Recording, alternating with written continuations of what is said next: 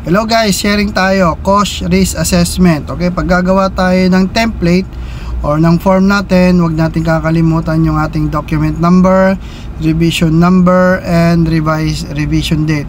Well, yung date, okay, yung document number based on your internal document control procedures. Okay guys, HSE department, napakasimple. Post name, okay, sa baba niyan, okay, ayan, sa baba niyan meron po tayong name of substance. Okay, huwag natin kakalimutan yan. Cost reference, okay, reference number nung ating cost. Let's say PHP X number 1 ABC. Okay, supplied by, kung sino yung company na nag-supplied.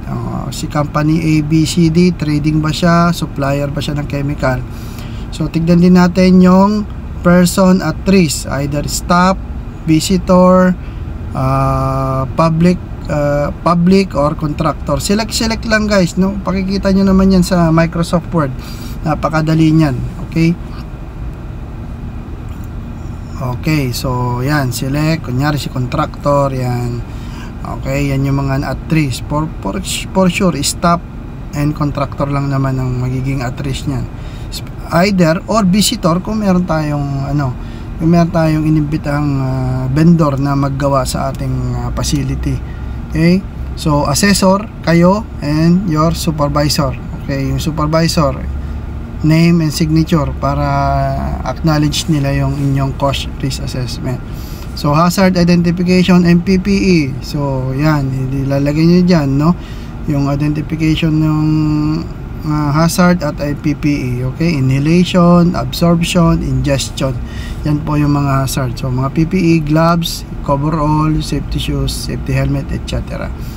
Okay guys, napakadali lang pong gawin yan, ang ating cost assessment. So nakalagay po din dyan is yung frequency and duration of exposure. Kayo na pong bahala, no, kung anong kung ilang oras siya expose, 1, 2, 3 oras, o ilang araw siya ginagamit. At ito naman, substance and properties, tick all that apply. Okay, kung yung chemical nyo is oxidizing, explosive, flammable, toxic, harmful, etc., kayo na pong bahala.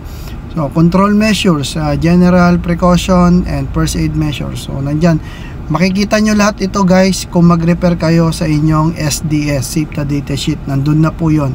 Napaka-importante lang po guys na lagyan nyo is yung area or location ng inyong chemical kung nasaan.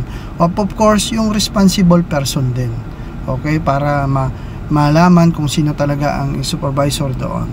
At then meron din po tayo nakalagay dito yung cost assessment comments kung may mga ibang comments kayo guys. Okay, handling and storage, disposal and disposal consideration. Okay, legal requirements. Okay guys, maraming salamat and have a safe day.